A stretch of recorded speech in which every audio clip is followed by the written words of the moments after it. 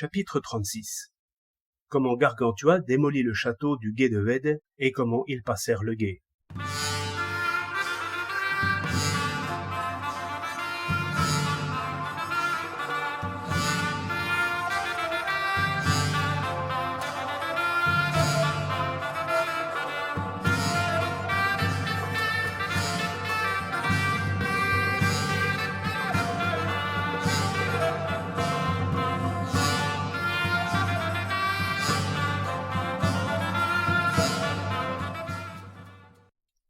Quand il fut revenu, il raconta dans quelle situation il avait trouvé les ennemis, et le stratagème qu'il avait employé pour venir, seul, à bout de toute la troupe, affirmant que ce n'étaient que des marauds, des pillards et des brigands, ignorant de toute discipline militaire.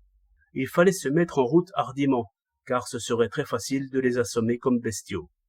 Alors Gargantua monta sur sa grande jument, escorté comme il est dit plus haut, et, trouvant sur son chemin un arbre grand et haut, on l'appelait généralement l'arbre de Saint-Martin, parce que c'est un bourdon que Saint-Martin avait planté jadis et qui avait cru de la sorte.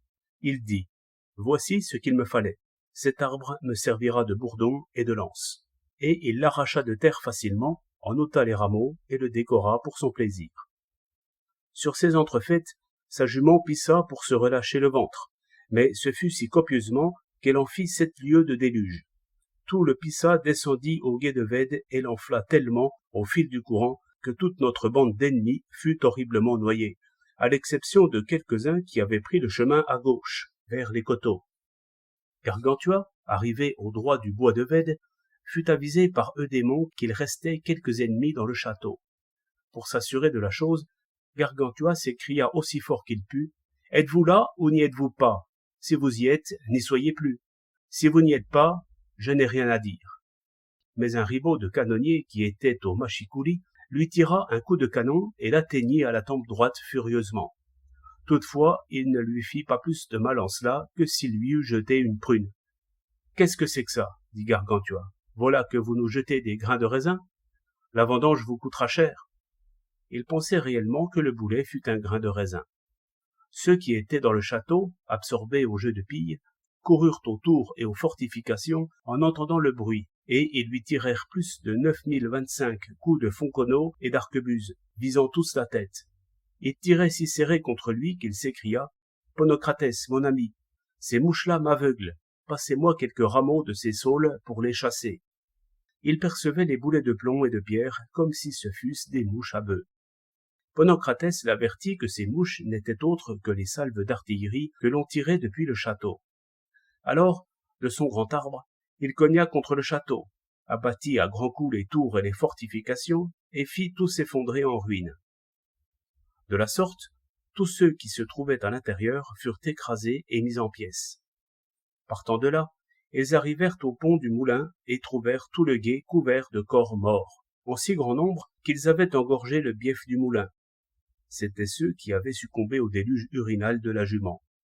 Ils se demandèrent alors comment ils pourraient passer, vu l'obstacle formé par ces cadavres. Mais Gymnaste dit, « Si les diables y sont passés, j'arriverai bien à y passer. » Les diables, dit Eudémon, y sont passés pour en emporter les âmes damnées. Saint Trégnant, dit Ponocratès, en conséquence logique, il y passera donc obligatoirement.